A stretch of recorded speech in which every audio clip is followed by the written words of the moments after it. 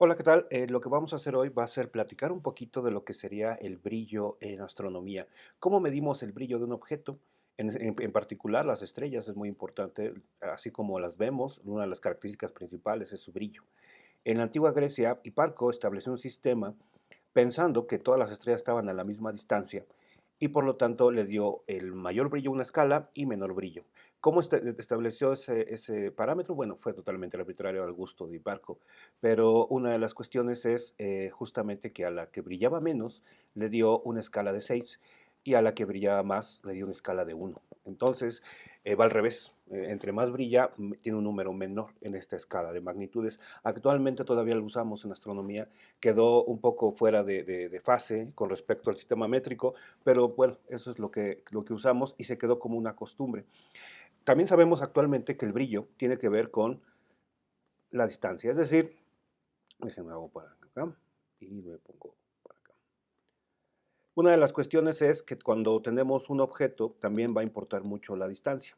Es decir, la distancia tiene que ver con la cantidad de brillo que percibimos de ella, ¿no? Entonces, por ejemplo, si tenemos un auto muy lejano, su brillo, a pesar de estar tan lejos y tiene mucho más brillo que la fuente de una bicicleta, vamos a ver más brillante a la bicicleta.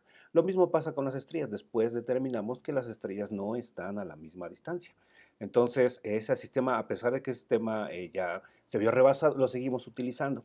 Entonces, por ejemplo, esta es la escala que puso Hiparco. Se llama la magnitud aparente. Hacia la izquierda, o sea, al revés, están los objetos más brillantes y lo que quiere decir que la magnitud aparente hacia la derecha son los objetos más tenues, que prácticamente son transparentes para nosotros, ¿no? O prácticamente no se ven.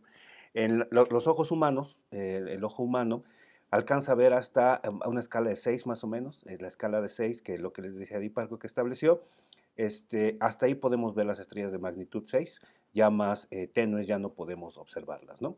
El telescopio Hubble, por ejemplo, tiene un alcance, ¿no? Tiene un alcance de percepción en su espejo de casi 30 magnitudes aparentes, mientras que los objetos muy brillantes, que no requieren gran habilidad con la vista, son, por ejemplo, Sirio, que ya está en la parte negativa, Venus también se ve muy brillante, la luna llena anda por más o menos por 12, negativo, menos 12, y el sol anda en más o menos menos 26, menos 27, en una escala de magnitud aparente.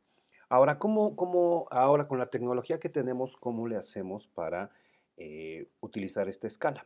Bueno, vamos a definir el flujo. El flujo es la cantidad, es una energía, es una cantidad que entra por nuestros aparatos o por nuestros mismos ojos, ¿no? Entonces, el flujo, vamos a determinar el flujo, que es una energía, es la cantidad que entra, por ejemplo, en un telescopio, la cantidad de luz que entra va a ser la medición de flujo energético de luz, ¿no? Entonces, las magnitudes, ahora sí, con una escala moderna, ¿no? Utilizando esta definición de la antigua Grecia, van a ser la magnitud aparente de un objeto B menos la magnitud aparente de un objeto A. ¿Cuál es el A? Simplemente una estrella de muestra, por ejemplo, llamarlo así, ¿no? Entonces, esto va a ser la definición de la magnitud aparente. 2.5, el logaritmo. Una de las cuestiones es que como va la luminosidad de una estrella va disminuyendo con el cuadrado de la distancia, entonces la escala se vuelve logarítmica. Muy parecido a lo que utilizamos en sonido, que nuestros oídos y nuestros ojos son logarítmicos. Entonces la escala, conforme va cambiando, entonces es el logaritmo de la división, ¿no? De dos flujos, el flujo de la estrella A, precisamente, la estrella de muestra, y el flujo de la estrella B, por el 2.5, ¿no? Que es una escala nada más para normalizar esta escala, ¿no?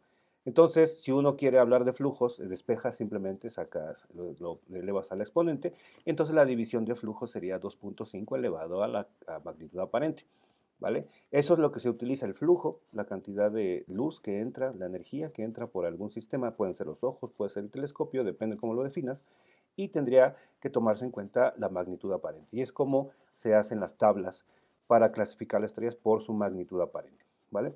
Entonces, bueno, la diferencia de magnitudes, por ejemplo, y los flujos, si se fijan, va de 0 a 6, por ejemplo, y vean cómo van aumentando los flujos, ¿no? Entonces, los flujos, la cantidad de flujo pues, es enorme, bueno, en este caso la división comparado con la diferencia de magnitud. Esto es porque van a una escala logarítmica, ¿vale? Entonces, ya tenemos la magnitud aparente, ya tenemos la magnitud, los flujos. Ahora, ¿cómo vamos a definir otra magnitud, para poder poner una escala de distancias, porque todas las estrellas están a muchas diferentes distancias. Eso va a alterar su magnitud aparente.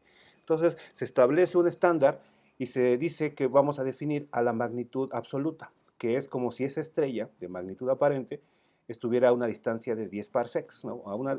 Supongamos que sabemos lo que son los parsecs, es una distancia nada más, y todas están a la misma, las ponemos a la misma distancia, ¿no? Entonces, ¿cómo definimos entonces la magnitud absoluta? Simplemente sería, entonces, la magnitud aparente menos la magnitud absoluta, sería ahora sí, con 5, en este caso con un poquito de álgebra, más 5 logaritmo la distancia en parsecs.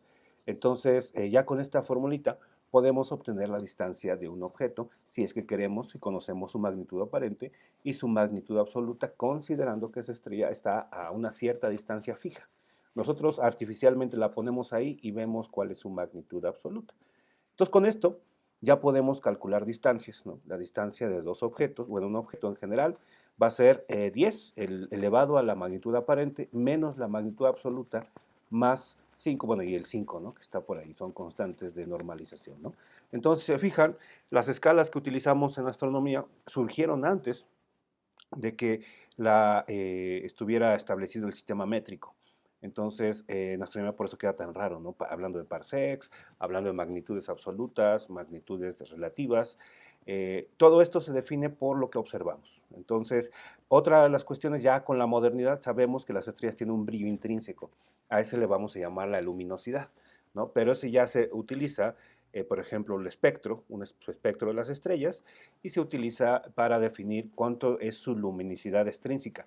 La luminosidad no cambia con la distancia, ¿ok? Es lo que le pertenece, como un foco, que de 100 watts, por ejemplo, la luminosidad es algo estándar en cada estrella y no va disminuyendo con la distancia, lo que disminuye es el brillo y también el flujo. También recordemos que no es el mismo flujo que entra por los ojos que por un telescopio.